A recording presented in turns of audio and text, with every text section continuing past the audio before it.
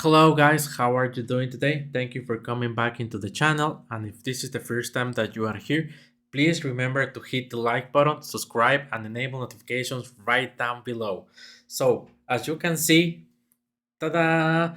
We were finally able to upgrade the microphone. That was something that it was really bothering me, that it wasn't able to actually give you the best quality content out there. But I mean, we got a new hardware, and this was only possible because of you.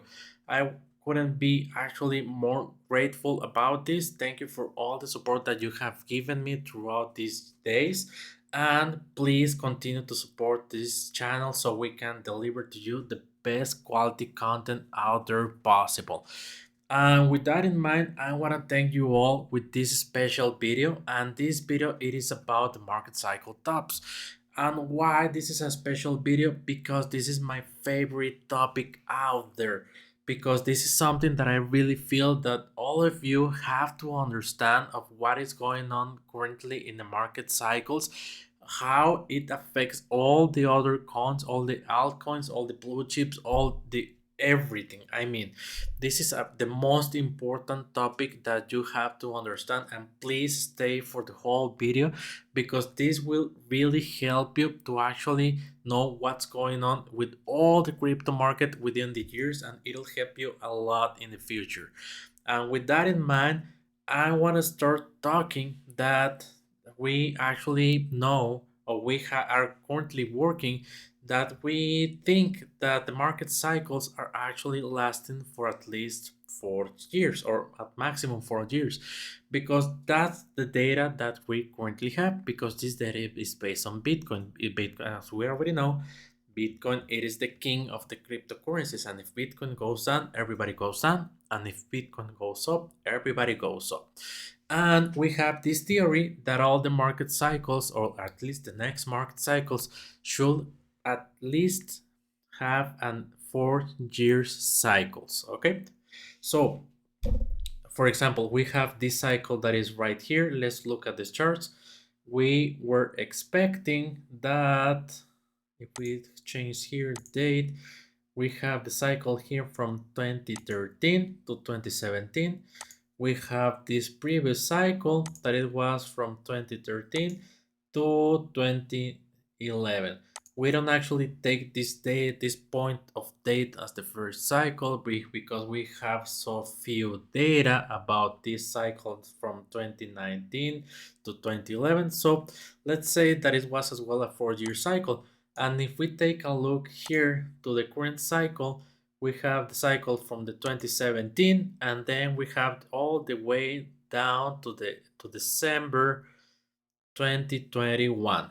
So, and that's why we are thinking that we should already have the market cycle top, because 4 years are already passed by. And for example, here we reach the market cycle top, something close to $20,000.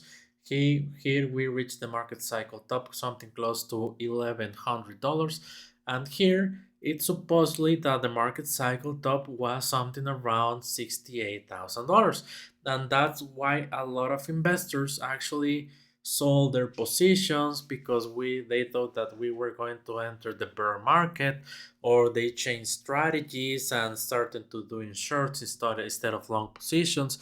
And I want to add something here that I feel that is really important, and that is the concept of extended market cycle tops.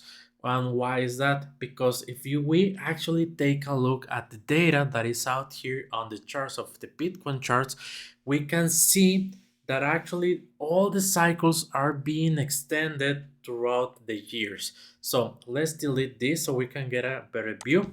Let's delete this.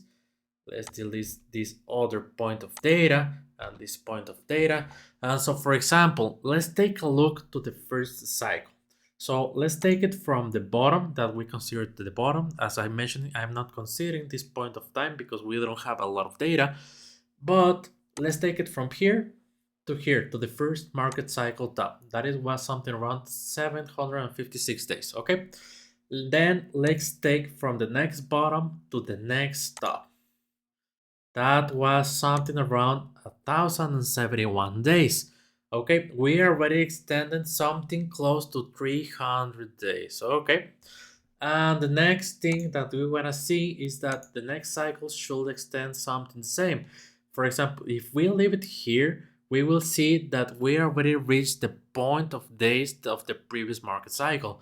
But if we actually take into consideration that the market cycles are extending, we should expect for this cycle to be extended as well. So, for example, let's take a medium of 300 days, a little bit less, it's going to be something here. So we expect to actually the market cycle top to be reached in the middle of the next year. Obviously, this is all the obvious speculation with all the data that we have. Please bear in mind that I'm not a financial advisor. I really beg for you to do your own research, but this is the data that I'm seeing on the charts. So that's why I'm thinking that we haven't reached the market cycle top. So this is really interesting that we still have a long way to go. Maybe we will reach the market cycle top before even, I don't know, May or June or July. But this is really important for you to understand again and again. I cannot struggle to say this enough that we haven't reached the market cycle top. Okay. And if we take in consideration that these previous years we actually had a good run, I want to present to you another concept that is diminished returns. And this is a really important topic for you so we can control the expectations of the top of the market cycles. So, and how do we see that? For example, if we take this point of time, basically we can see here that we can draw a line from the bottom of the market cycle to the top. We can see that is something close to 45 degrees. Let's take a hypothesis. I know that I wasn't going to take this as a point of data, but if we take a look here, it is actually something close to 60 degrees, and that is something amazing that is getting steeper and steeper and steeper. If we take a look to the bottom of the next market cycle, it's getting steeper again and it's something close to 30 degrees. And if we take a look to this market cycle, we can see that it's actually, let me move the chart a little bit here. It has to be steeper for us to actually consider a correct market cycle, okay?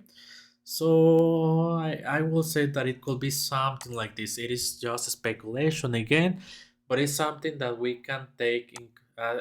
We can take as a point of data, of valuable data, to actually expect the current market cycle top. So how we can polish this information?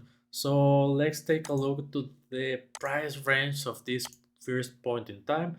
This was something close to 52,000. Let's take the other point of time of the market cycle. This was something close to 44,000%. And let's take a look to this other market cycle. This was something close to 80 to 90%. Let's say 90%. Okay. Okay, and if that's the case, then we should expect a market cycle top to have the diminished percentage in the returns that we're expecting. So, for example, if we take it here, it shouldn't reach 100%. It should be a little bit less, but I will say that we can reach at least 3,500%. So that is something that we drew here. It is close to the 100,000 line.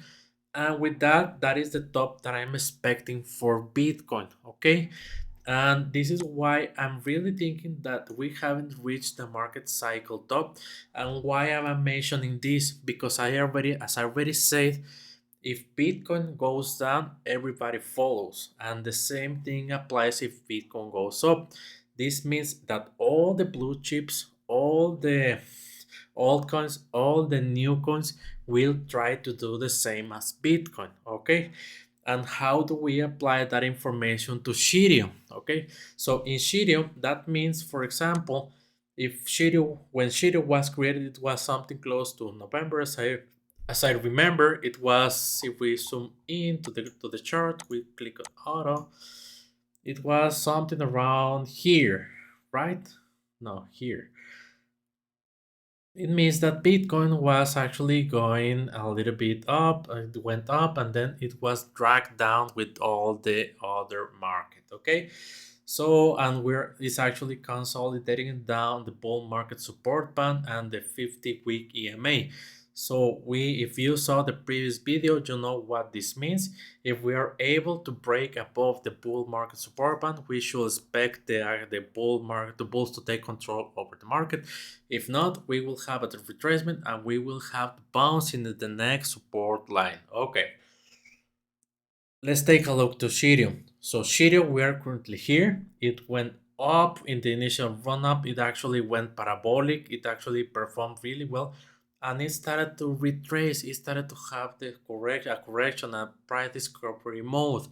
The same as Bitcoin, okay? The same as Bitcoin that is right here. It actually retraced a little bit and it is bouncing here and it is on a discovery price phase.